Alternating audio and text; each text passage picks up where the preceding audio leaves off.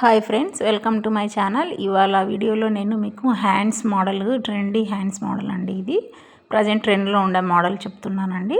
దానికోసం వచ్చేసి cloth 4 foldings పైన ఇలా 20 ఇంచెస్ ఉండేలాగా తీసుకున్నాను. తర్వాత లెంత్ వచ్చేసి 8 ఇంచెస్ అండి. ఈ క్లాత్తో మనం వచ్చేసి హ్యాండ్ మోడల్ అనేది తయారు చేద్దాము. ఫస్ట్ వచ్చేసి క్లాత్ను డబల్ ఫోల్డింగ్ చేసుకోవాలి. ఫోల్డింగ్ చేసుకున్న తర్వాత డబల్ ఫోల్డింగ్లో మిడిల్ పార్ట్ ఏదైతే ఉందో దాన్ని లైన్ వేసుకున్నాను. లైన్ వేసుకొని తర్వాత 2 ఇంచెస్ గ్యాప్తో ఇలా వీడియోలో చూపిస్తున్నాను కదా, ఇలా మార్కింగ్ అనేది చేసుకోవాలండి. మొత్తంగా 3గా చేసుకోవాలి. 2 2 2 అలా 3 టైమ్స్ చేసుకోవాలి. పై భాగాన కూడా సేమ్ యాజ్ ఇట్ ఈజ్ 2 4 6 అంటే ప్రతిదీ 2 ఇంచెస్ విడ్త్తో మనము మార్కింగ్ చేసుకోవాలి.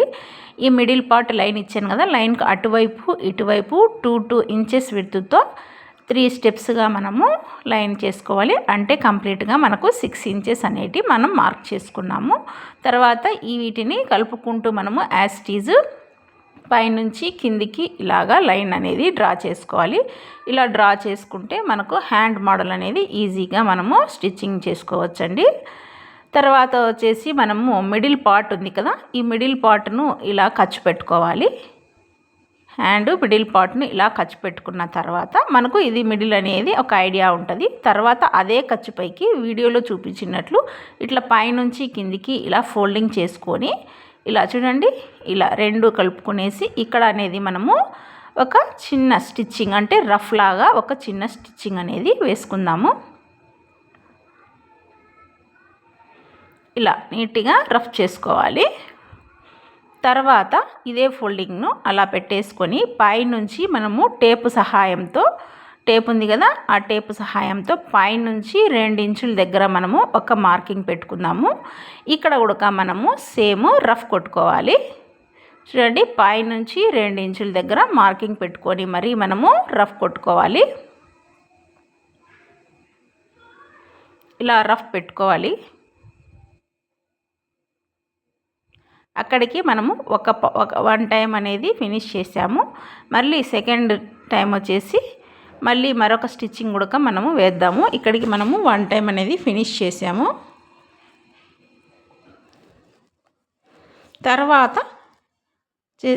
తర్వాత వచ్చేసి చూడండి, మనము ఇక్కడ మార్కింగ్ చేసాం కదా, దీన్ని కూడా సేమ్ ఇప్పుడు ఇలాగే సేమ్ ఎక్కడైతే కుట్టుకున్నానో అక్కడికి రెండింటిని కలుపుకొని అక్కడ కూడా మనము ఒక రఫ్ పెట్టుకోవాలి. ఇలా ఇవి 2 కలిపేసి రఫ్ పెట్టుకోవాలి. తర్వాత పై భాగాన కూడా టేప్ సహాయంతో 4 ఇంచుల దగ్గర మనము ఒక పాయింట్ మార్క్ చేసుకొని ఇక్కడ కూడా మనము రఫ్ అనేది పెట్టుకోవాలి.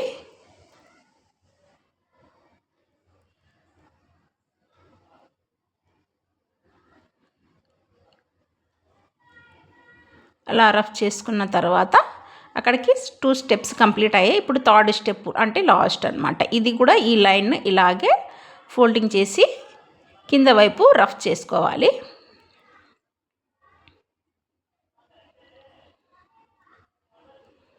ఇప్పుడు వచ్చేసి మనము పై భాగాన ఫస్ట్ 2 ఇంచెస్, సెకండ్ 4 ఇంచెస్, ఇప్పుడు 3rd టైం కాబట్టి మనము 6 ఇంచెస్, 3rd టైము 6 ఇంచెస్ దగ్గర మార్కింగ్ చేసుకోవాలి. చూడండి, 6 ఇంచెస్ దగ్గర మనము మార్క్ చేసుకుంటున్నాము. ఇలా మార్క్ చేసుకునే దానిపైన మనము మళ్ళీ రఫ్ కొట్టుకోవాలి. ఈ రకంగా మనము రఫ్ కొట్టుకుంటే మనకు డిజైన్కు స్టిచ్చింగ్ కరెక్ట్గా మనము స్టిచ్చింగ్ చేసుకున్నట్లు అనిపిస్తుంది. చూడండి, ఇలా చేసిన తర్వాత ఒకసారి పైన చూడండి, first step, second step, 3rd step ఇలా మనము ఓపెన్ చేసుకోవాలి. చూడండి, ఇలా ఫస్ట్ ఒక లేయర్ అలా ఫోల్డ్ చేయండి, తర్వాత మరొక లేయర్ ఇలా ఫోల్డ్ చేయండి, తర్వాత 3rd లేయర్. ఇలా చేసుకుంటే మనకు స్టెప్స్ అనేవి కరెక్ట్గా కనిపిస్తాయి. చూడండి, ఫస్ట్, సెకండ్, 3rd ఇలా ఓపెన్ చేసుకుంటే మనకు హ్యాండ్ డిజైన్ అనేది ఆటోమేటిక్గా వచ్చేస్తుంది. చాలా ఈజీగా ఉంది కదండి ఈ డిజైను.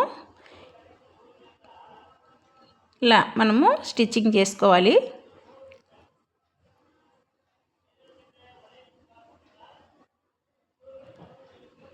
ఇలా నీట్గా స్టిచ్చింగ్ చేసుకుంటే మనకు డిజైన్ అనేది చాలా బాగుంది.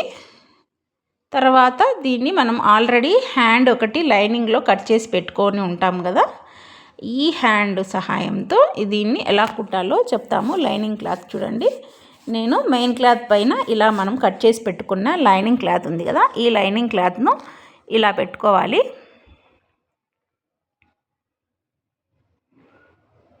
కరెక్ట్గా మనం లైనింగ్ ఎంతవరకు అయితే ఉందో మనం కట్ చేసిన లైనింగ్ అలా కట్ చేసుకునేసి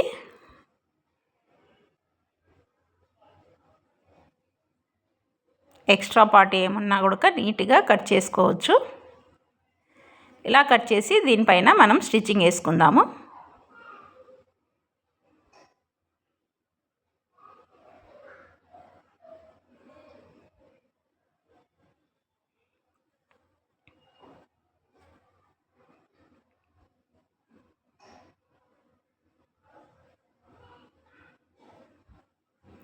ఇలా కంప్లీట్గా మనము హ్యాండ్స్ను స్టిచ్చింగ్ చేసుకోవాలి.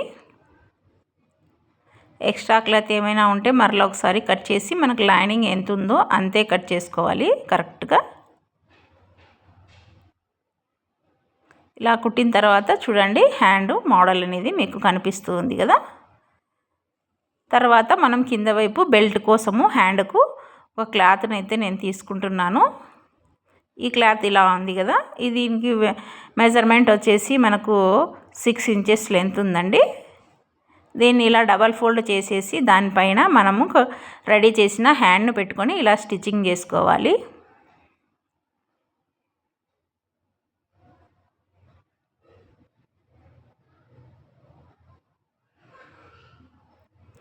ఈ రకంగా స్టిచ్చింగ్ చేసిన తర్వాత దాన్ని మళ్ళీ రివర్స్ చేసి ఇలా స్టిచ్చింగ్ పైకి ఫోల్డ్ చేసి కుట్టుకోవాలి. కరెక్ట్ మనం ఎక్కడైతే స్టిచ్ చేసామో దానిపైకి ఫోల్డ్ చేసి అలా స్టిచ్చింగ్ చేసుకోవాలి.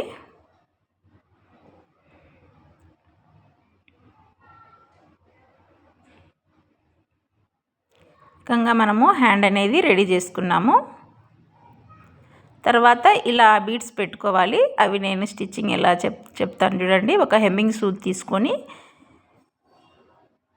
అలా చిన్నవి వైట్ పూసలు పెడుతున్నాను. కొంచెం సైజు పెద్దగా ఉండే పూసలైనా సరే మీరు స్టిచ్చింగ్ చేసుకోవచ్చు. ఇలా నీడిల్ సహాయంతో మనము ఈ పూసలను స్టిచ్చింగ్ చేసుకోవాలి. మనం రఫ్ పెట్టాం కదా, ఆ పాయింట్ దగ్గర కరెక్ట్గా ముందు రఫ్ పెట్టింటాం కదా, అదే పాయింట్ దగ్గర ఇలా పూసని ఎక్కించేసి హెమ్మింగ్ సూదితో కుట్టుకోవచ్చు. 2 టైమ్స్ ఇలా స్టిచ్చింగ్ చేసుకున్నామంటే ఒక్కొక్క పూసలో కొంచెం పూస అనేది స్టిఫ్గా ఉంటుంది. చూడండి, రఫ్ ఎక్కడుందో అక్కడ మాత్రమే నేను పూసను స్టిచ్చింగ్ చేస్తున్నాను. ఈ రకంగా మనము హ్యాండ్ మోడల్ను రెడీ చేసుకోవచ్చు. ఈ హ్యాండ్స్ బ్లౌజ్కే కాదండి, బ్లౌజ్కైనా డ్రెస్కైనా ఫ్రాక్స్కైనా దేనికైనా కూడా ఈ హ్యాండ్స్ మనము ఎవరికైనా సరే కుట్టుకోవచ్చు.